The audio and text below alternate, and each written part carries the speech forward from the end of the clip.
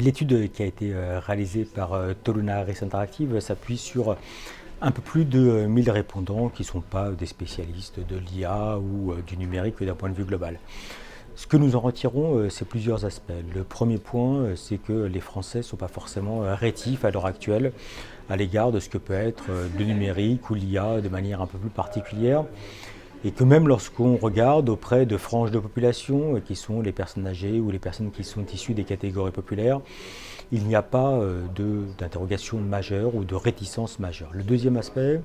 c'est que l'idée qu'il puisse y avoir l'UE, qui puisse jouer un rôle aussi bien concernant le numérique que concernant l'IA,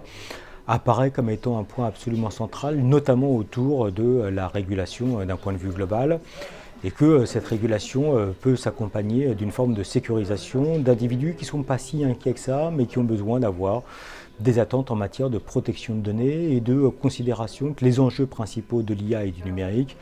doivent toucher notamment le quotidien, et on peut voir un aspect relatif à la question de la santé. Puis peut-être le troisième aspect qui nous apparaît comme étant important,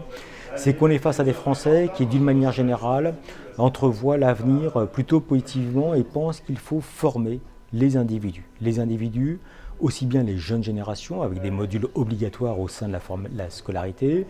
les individus qui peuvent être des individus de l'activité professionnelle, et notamment les salariés, et que dans ce contexte-là, cela permettra à terme de pouvoir non seulement assurer une meilleure compétitivité d'un point de vue global, et également un regard critique à l'égard d'outils dont tout à chacun va être amené demain à se servir.